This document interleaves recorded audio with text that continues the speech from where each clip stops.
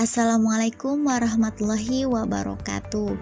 Perkenalkan, nama saya Nindi Padmasari, NPM 2011080259 dari Program Studi Bimbingan Konseling Pendidikan Islam kelas C, mata kuliah Bimbingan Konseling Karir, dosen pembimbing Mistika Febriani MPD.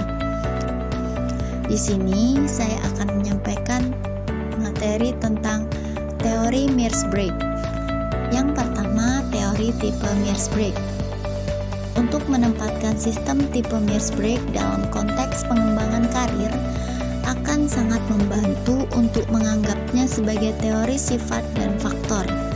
Langkah pertama dalam memilih karir menurut teori sifat dan faktor yaitu untuk memperoleh pemahaman yang jelas tentang bakat, prestasi, minat, nilai, dan kepribadian Anda dalam konteks itu. Tipologi Myers-Briggs dapat dilihat sebagai sebuah teori kepribadian.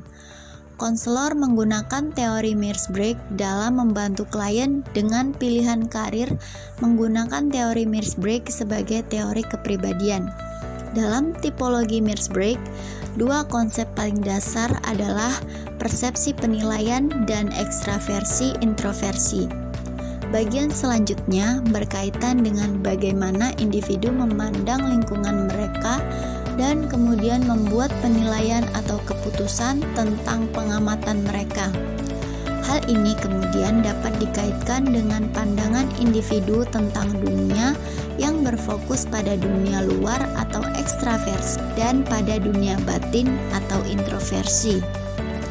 Selanjutnya, preferensi untuk persepsi atau penilaian.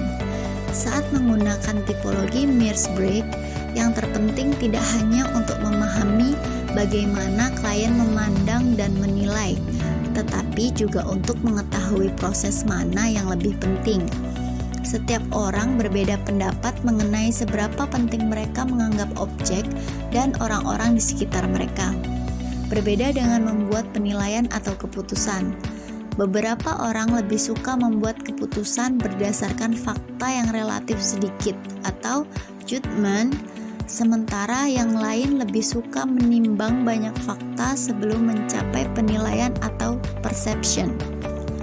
Selanjutnya, ekstraversi dan introversi. Introversi umumnya dikaitkan dengan pemalu dan pendiam, sedangkan ekstraversi mengacu pada seseorang yang lebih keras dan lebih terbuka.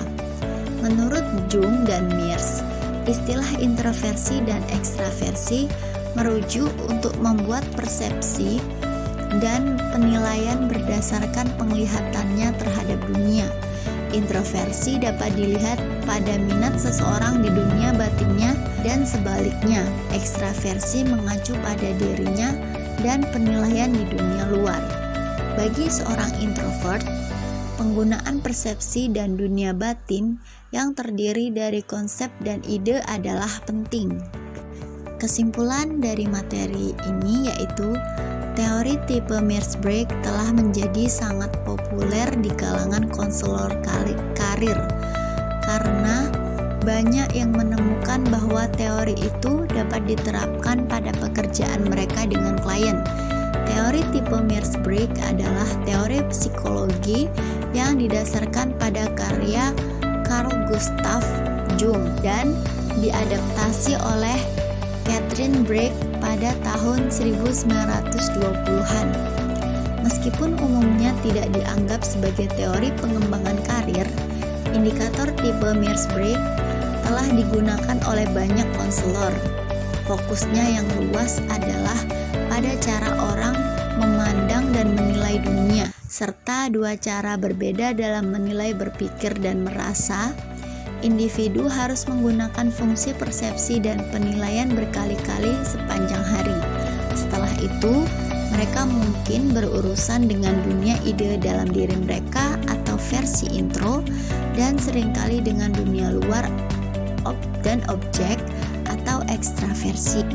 Alasan saya memilih menggunakan media digital yaitu agar lebih mudah dan lebih menarik perhatian dari berbagai kalangan.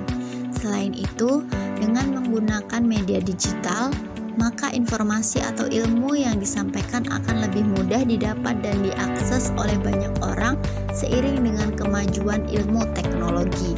Demikianlah materi yang dapat saya sampaikan. Apabila ada salah kata dan salah ucap, saya mohon maaf. Saya akhiri, wabillahi taufiq wal hidayah. Wassalamualaikum warahmatullahi wabarakatuh.